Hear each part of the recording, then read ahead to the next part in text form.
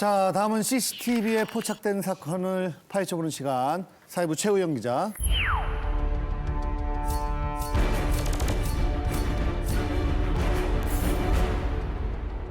예, 흔히들 스포츠 경기에서 승리에 톡톡히 역할을 한 선수를 보고 승리의 견인차 역할을 했다. 이렇게 치켜세우죠. 그런데 정작 도로 위의 견인차들은 다른 운전자들에게 증오의 대상이 되고 있습니다. 사고를 견인하는 긴급 출동. 네. 예, 운전자들에게 증오의 대상이 된 이유를 우선 영상으로 보시겠습니다. 경부고속도로를 빠르게 달리는 차량들 사이로 이 차들이 세 대가 연이어서 옵니다. 나 이걸 어떻게 이해해야 돼? 일반 도로가 아니고요. 경부고속도로입니다. 일방향 통행. 이렇게 황당하게 역주행한 차량이 세 대나 나타났지만은 다행스럽게도 사고는 나지 않았습니다. 그렇지만 정말 아찔한 순간이었죠. 이렇게 목숨을 걸고 이제 역주행 질주까지 하는 이유는 바로 하나입니다. 돈 때문입니다. 사고 현장에 가장 먼저 도착해야지 견인을 할 수가 있거든요. 심지어 일부 견인업체에서는 자사의 그 기사들이 시간 내에 도착하지 못할 경우에 그 견인 대금의 10배 정도에 달하는 벌금을 물린다고 합니다. 아, 너무하다. 그러니까 오히려 이렇게 경쟁을 부추기고 있는 거죠, 업체들이. 근데 견인차들의 문제가 방금 영상 보시 역주행만이 아닙니다. 도로 위에 잘 달리던 하얀색 트럭이 한 대 있는데요, 오른쪽에. 갑자기 중심을 잃고 쓰러집니다. 견인차에 붙여. 갓길에서 그냥 서 있던 견인차가 사고 났다. 그래서 출동해야 된다는 연락을 받고 옆에도 보지 않고 냅다 끼어들었어. 일반 도로로 들어온 겁니다. 이렇게 대다수의 견인차들이 지정 주차장이 아니고 빠른 출동을 위해서 갓길 같은 곳에 이제 주차를 불법으로 하고 있는데요. 이게 엄연히 불법 주차지만은 차 안에 일단 기사들이 타고 있는 상태로 대기를 하기 때문에 또 단속을 하는 것도 쉽지 않은 여건입니다. 이번에는 또 사고를 수습해야 되는 견인차가 오히려 이제 견인차에 사고가 나는 그런 영상들이 있습니다. 한 견인차가 갑자기 브레이크를 밟습니다. 왜요? 예, 뒤에서 달려오던 차량은 이제 피하지 막은 못하고 거죠?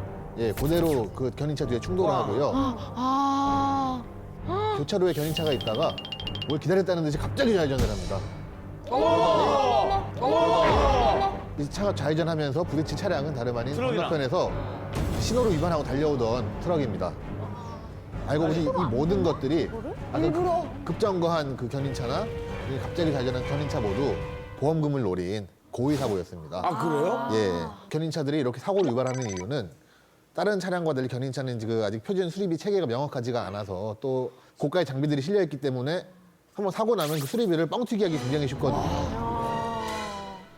아니 근데 사실 여자 운전자들은 특히나 그 견인차 막 경광등이나 사이렌 이렇게 막 번쩍번쩍 하는 것도 되게 막 무섭고 막 살 떨릴 때 있거든요. 그 견인차들 지나갈 때 바로 이제 경광등의 사이렌 아주 난리가 나죠. 그 전형적인 모습을 또 한번 영상으로 보여드리겠습니다. 예, 사고 접수 받고서는 이제 사이렌 경광등 켜고 아니 막 중앙선 역주행도 하고요. 다른 운전자들 안전은 아랑곳 안 하고 미친 듯이 달립니다. 무슨 가상현실 같아. 지금 아찔한 순간이 계속 연속이 되고요. 뭐 좌회전 차선이고 뭐고 다 있는데 무시하고 막. 가만 보시면 저 앞쪽에도 또 다른 견인차가 있습니다. 지금 경쟁하고 있는 거예요. 저 사람은 빨리 따돌리려고. 오히려 이렇게 사이렌 울리고 이런 건 불법 차량이거든요. 경찰차나 소방차처럼 저희가 피해줘야 될 의무가 전혀 없습니다. 그래서 최근에 이런 그 견인차들의 불법 광란의 질주를 막기 위해서 경찰에서 벌금을 좀 더 강화하는 등 대책들을 내놓고 있지만은 이런 위험한 질주는 아직도 계속되고 있습니다. 그럼 이게 좀 더 자격 기준 내는 걸 좀 엄격하게 해야 되지 않습니까? 다른 거는 필요 없고요. 그냥 레카 특수 면허만 있으면은 누구든지 다 견인차를 몰 수 있습니다. 심지어는 이제 견인 대상 차량이 750kg 이하인 경우에는 요 레카 면허 없이도 견인차를 몰 수가 있습니다.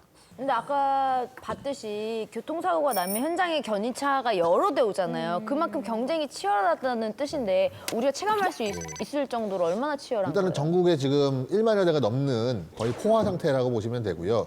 그러다 보니까 이제 그 조폭들처럼 자기 구역을 정해놓고 그 안에서 자기네가 먼저 이제 견인하기 위한 그런 싸움도 빈번해지고 있습니다. 최근에는 이제 다른 견인차 업체로 이직하려는 그런 자기네 기사들을 가둬두고 폭행, 감금한 사건도 있었고요. 심지어는 이제 어떤 일반 교통사고로 위장해서 상대방 견인차 그 차 기사님을 살해하려고 했던 그런 시도도 있었습니다. 근데 그 신기한 건 사고가 나면 견인차들이 경찰보다 늘 먼저 사고 현장에 나타나는 거예요. 그렇죠. 네. 그러니까 그 정보는 어떻게 그렇게 빨리 알게 되는 거죠? 예, 일단은 뭐 빨리 올 수 있는 이유가 여러 개가 있는데요. 도로변에 있는 상점 주인들이나 택시 기사들한테 연락처 뿌려놓고 사고 지점 곧바로 알려주면 출동하고 그 출동해서 자기가 걸 수 있으면은 그중에 일부 소정 수수료를 주고 이런 식으로 제보도 굴리는데 역시나 이제 정보를 가장 빨리 입수하는 방법은 불법 감청입니다. 감청. 이제 그 단파 무전기라고 하는데 보통 금지돼 있습니다. 법적으로는. 주로 군용이나 아니면 간첩들도 쓰고 그런 낮은 주파수인데 그걸 이용해서 119 해방대라든지 경찰서 무전을 불법으로 감청하는 겁니다. 그래서 실제로 2008년부터 2014년까지 불법 감청해가지고 걸린 그 건수만 200건이 넘습니다. 차 뭐 견인 당해본 적 있어요? 저는 대학교 1학년 때 강남역에 가서 소개팅이 있던 날이었습니다. 얼마 전에 강남역 소개팅이 설렜겠네. 일단 그 당시에는 차가 있으면 무조건 1등이거든요. 그래서 드라이브나 가자고 왔는데 차가 없네. 견인 이런 것도 모르고 야 서울은 눈 감으면 코베 간다더니 차를 내가 절도를 당했구나. 차가 없다고 차를 도둑맞았다고 집에 전화했어요. 근데 사실은 그 차를 엄마 차를 제가 훔쳐온 거거든요. 나는 니한테 벌써 도둑 맞았다. 소개팅녀는 날아가고. 근데 귀엽네. 최우영 기자 마지막으로 정리해 주시죠. 예, 그 도로에서 불법 질주를 역주행까지 서슴지 않는 일부 견인차 기사님들께 한마디 하겠습니다. 그런 광란의 질주 계속한다면은 당신의 인생이 견인당하는 수가 있습니다.